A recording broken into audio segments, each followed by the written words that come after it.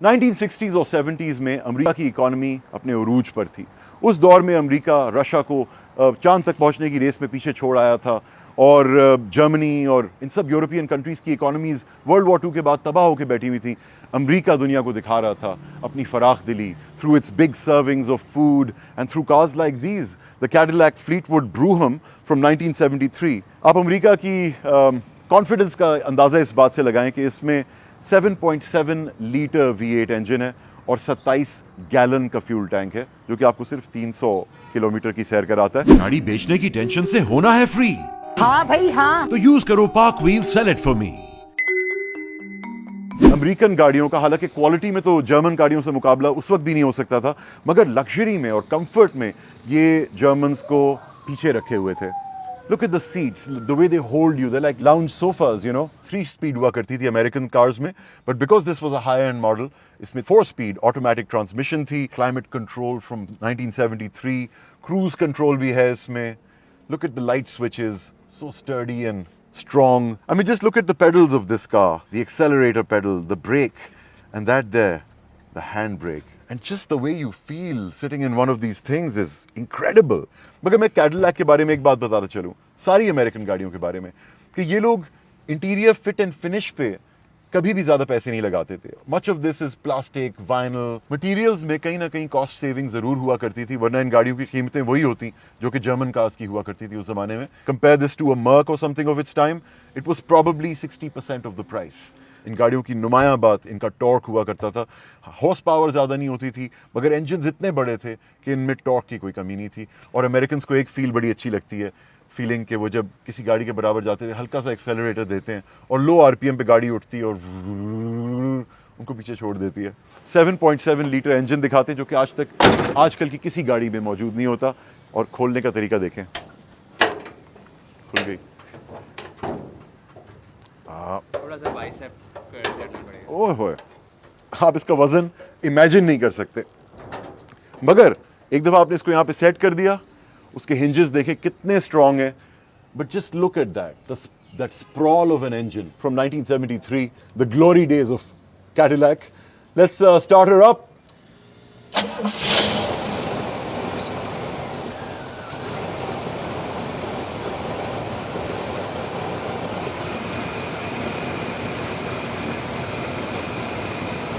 माशाल्लाह बेल्ट्स सारी चेंज की हुई हैं और इम्पोर्टेंट चीज़ें जो है ना, ये हमेशा बच्चा चेंज करता रहता है, जो कि बड़ी अच्छी बात है। इसने कॉस्मेटिक्स पे इतना जोर नहीं दिया, मगर जो इंजीनियरिंग एस्पेक्ट्स हैं गाड़ी के, मैकेनिकल एस्पेक्ट्स हैं, उनको फर्स्ट क्लास इसने मेंटेन करके रखा हुआ है। This radiator, much as it's rusty, it works. And now I'd like you to meet the owner of this car. Ali, how are you? I'm good, how are you? I am very proud of you man. 25 साल के हो, दादा से कभी मिले भी नहीं थे, मगर उनकी गाड़ी का, उनकी लेगेसी का आज तक तुम ख्याल किए हुए हो। Yeah. So tell me about your enthusiasm for this car, man. I've been working on it for 5 years now. Really? And every day, every time I take it out, नया मसला आता है। Really? और ये मैं फ़ख्र से इसलिए बता रहा हूँ, 73 से ये चल रही है। तकरीबन 50 साल हो गए इस गाड़ी तकरीबन, को। यस। नेक्स्ट ईयर 50 साल हो जाएंगे। बहुत पुराना इंजन है ये। इमेजिन आप करें कि ये कभी निकला नहीं है। So it's been worked on, mostly the head, because इसके प्लग्स में थोड़ा सा तेल आता है, अभी भी प्रॉब्लम है इसमें। On low budget manage to bring it back from the dead, and then the second phase of the project will be to restore it like everybody else is doing this days. और restoration में क्या क्या होगा? Engine खुलेगा, उसके ring piston खुलेंगे, उसके ring change होंगे क्योंकि रिंग के साइज़ चेंज हो गया है। सो even though the car has only been running it's only ran 30,000 kilometers. बस 50 साल में? 50 साल में, तो आप एवरेज आउट कर लें तो ये नहीं चलती I गाड़ी। dare the Parsi community to show me a car which has run that little in so many years. But of course with time everything has deteriorated. We live really close to the sea, so this is मगर मैं देख सकता हूँ Sea कि view. ऊपर से देखो cosmetically इस पे जंग लगा हुआ है, मगर Yes. रेडिएटर तुम्हारी ग्रिल सही है। फंक्शनिंग पार्ट्स जो हैं वो मैंने, जैसे ये CDI डिस्ट्रीब्यूटर है। अच्छा। पुराने ज़माने में क्या होता है कि मैकेनिकल एक पॉइंट होता है जो रोटेट करता है और सारे प्लग्स को स्पार्क देता है in an order, timing order इसको अच्छा, कहते वो हैं। टाइमिंग ऑर्डर जो है मैकेनिकली ऑफ कोर्स जी। होता है। इलेक्ट्रिकल में क्या होता है कि ये हमने जो अब डिस्ट्रीब्यूटर लगाया है, it knows when to give the spark. बिल्कुल, उसकी टाइमिंग पहले से प्रोग्राम्ड है। कुछ इसमें घूम नहीं रहा। राइट। उसी अगर आपने ये चेंज कर दिया, CDI डिस्ट्रीब्यूटर लगा दिया नॉर्मल के मुकाबले में, then you have to change the coil also. तो ये कॉइल जो है वो मेन इसको करंट देता है। How do you manage to replace things here? So the beauty of the subcontinent is जुगाड़। हम यहाँ पे बहुत सी चीज़ों के हल तो निकाल लेते हैं, Right. मगर जिन चीज़ों के लिए हमें कोई चीज़ रिप्लेस करनी पड़ेगी वो तो ऑफ कोर्स हम नहीं कर सकते यहाँ पे। वो मंगानी पड़ेगी बाहर से। बाहर से मंगवानी पड़ेगी, या कुछ सदर में दुकानें हैं, फेज़ 2 में भी प्लाज़ा, आपने सुना होगा, प्लाज़ा आप जाएँ तो आपको कुछ भी मिल जाए, रियली? इनके लिए भी? सबके लिए। क्या कह रहे हो यार, कितनी गिनती की गाड़ियां होंगी। या आप जाएँ Shershah is a junk yard, बिल्कुल। वहाँ पे लोगों के पास पुराना सामान पड़ा होता है एंड ढूंढने की बात होती है, बट ऑफ कोर्स उस ये पूरा एक टास्क होता है, आपको एक पूरा दिन निकालना पड़ता है, पूरे मार्केट में घूमना पड़ता है। और शेरशाह पहुंचना भी एक अजाब है। एग्जैक्टली। और अक्सर क्या होता है, आप पार्ट लेके आते हैं और वो पार्ट सही नहीं होता, तो हम क्या प्रेफर करते हैं कि हम अमेरिका से सोर्स करें, और जो भी कोई रिश्तेदार आ रहा है जा रहा है, हम उनके ज़रिए पार्ट्स जो हैं वो बाहर से ले आते हैं। ईबे टाइप वेबसाइट्स पे मिल जाती हैं इनकी चीज़ें? बिल्कुल, ईबे, क्रेग्सलिस्ट। अब मसला क्या हो रहा है, क्योंकि अब everybody is interested in restoring cars, every part is now also available in a Chinese variant.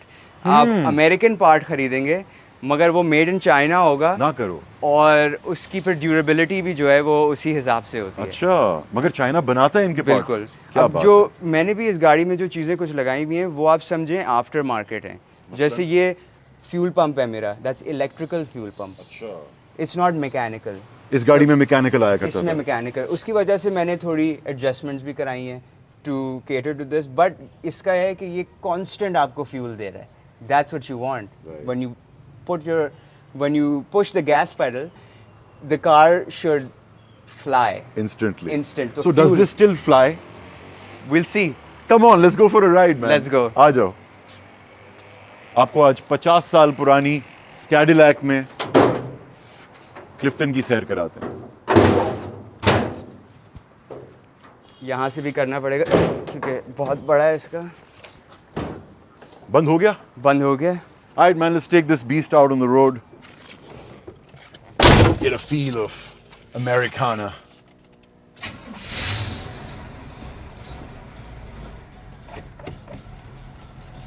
I love how things were done in the old days. Speedometer, you know, left to right, पूरा wide screen में.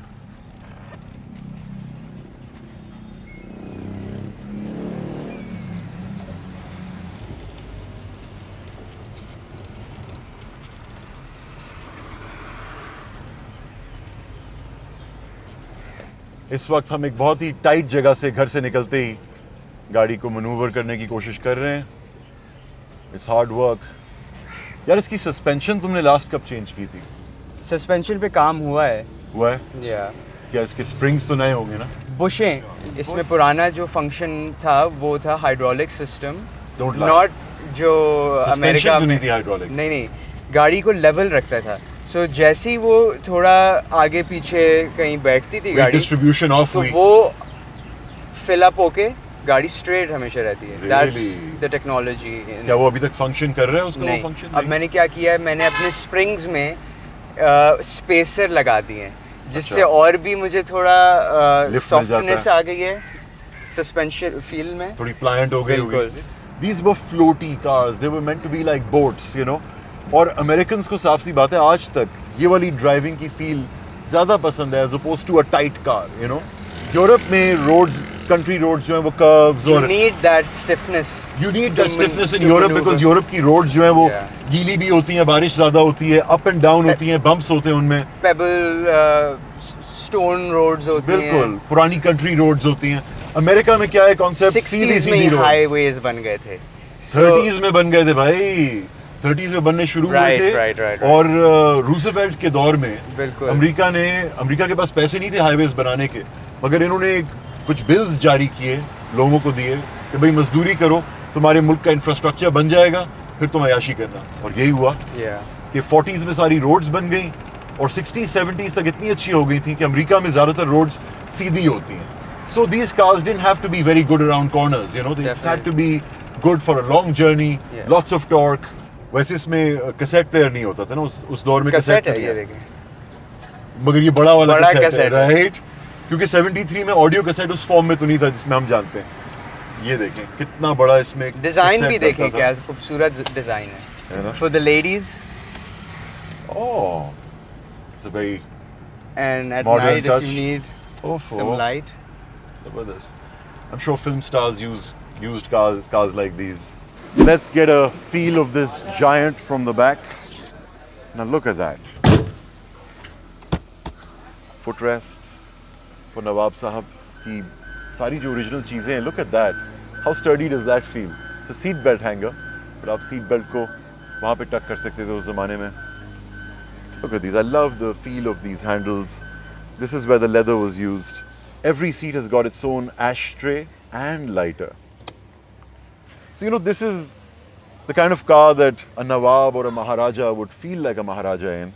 आजकल की गाड़ियाँ ergonomics में माना के बहुत अच्छी हैं. उनमें हर जगह, हर इंच की स्पेस को जस्टिफाई किया हुआ है. मगर ये गाड़ियाँ जो थी ये शहजादों, राजों, महाराजों के लिए बनी थी और इनमें you had to look good driving in one, you know, you had to be comfortable. Being driven. Or being driven, of course, which we never think about, do we? It's my dream that somebody's just driving this car and I'm sitting at the back. Why don't you sit at the back, I'll drive it. Aajo? All right, this is my moment. मैं 30 साल से इस गाड़ी को देख रहा हूँ, इसमें बैठ रहा हूँ, 30 नहीं 40, मगर आज मैं इसको पहली बार चला रहा हूँ. Enjoy. I haven't driven 10 meters yet, and it's a beautiful feeling. Driving a car like this in 2022 makes me feel like Clint Eastwood. But it also reminds me of other movie characters. 70s में ये गाड़ियाँ hero चलाते थे, gangsters चलाते थे. But I must say, having taken this big U-turn, which I thought would be more difficult than this, it works really well.